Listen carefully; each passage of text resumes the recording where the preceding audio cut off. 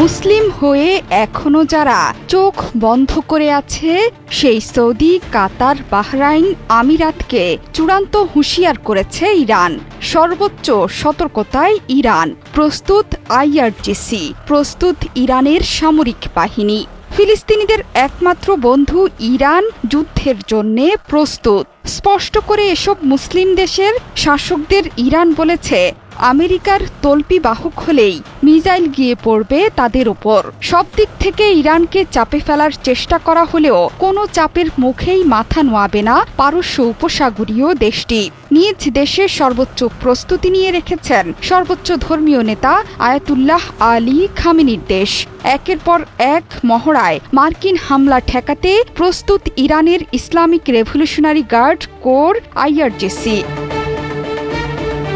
প্রতিবেশী দেশ Iraq, Kuwait, সংযুক্ত আরব আমিরাত, কাতার, তুরস্ক, বাহরাইনকে এরই মধ্যে সতর্কবার্তা পাঠিয়ে নোটিশও দিয়েছে দেশটি। নোটিশে বলা হয়েছে, মার্কিন বাহিনীকে তাদের আকাশসীমা বা ভূখণ্ড ব্যবহার করতে দেয়া ইরানের সাথে শত্রুতামূলক কাজ হিসেবে বিবেচিত হবে।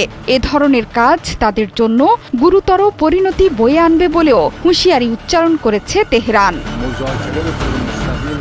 বার্তা সংস্থা রয়টার্স বলছে, সেনাবাহিনীকে উচ্চ সতর্কতায় রেখেছে ইরান।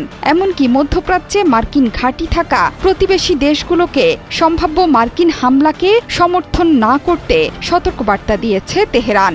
ইরানের সাথে পরমাণু কর্মসূচি নিয়ে সরাসরি আলোচনায় মুখিয়ে আছেন মার্কিন প্রেসিডেন্ট ডোনাল্ড ট্রাম্প। আলোচনা না হলে ইরানে সরাসরি বোমা হামলার হুমকিও দিয়ে রেখেছেন মার্কিন প্রেসিডেন্ট। ইরান ওমানের মাধ্যমে পরোক্ষ আলোচনার পথ উন্মুক্ত রেখেছে বলে জানিয়েছে বার্তা সংস্থা রয়টার্স। একজন ইরানি কর্মকর্তা বলেছেন, মার্কিন আলোচনার প্রস্তাব সত্যি হলে দ্রুতই আলোচনা শুরু হতে পারে, যদিও প্রক্রিয়াটি পাথুরে। কিন্তু চাপের মুখে যে কোনো আলোচনাই প্রত্যাখ্যান করেছে ইরান। সাফ জানিয়ে দিয়েছে, যুদ্ধের ভয় করে না তেহরান। উল্টো মার্কিন আগ্রাসন মোকাবেলায় সর্বোচ্চ স্তরের প্রস্তুতি নিয়ে রেখেছে আয়াতুল্লাহ খামেনির দেশ।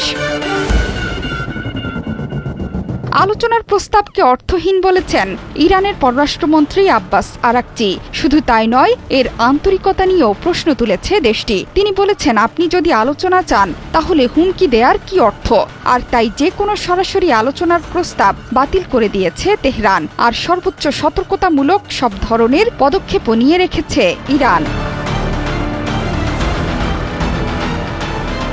ট্রাম্পের হুমকি মোকাবেলায় দেশের সব প্রান্তে প্রস্তুতি নিয়েছে তেহরান। সশস্ত্র বাহিনীকে সর্বোচ্চ সতর্কতায় থাকতে বলা হয়েছে।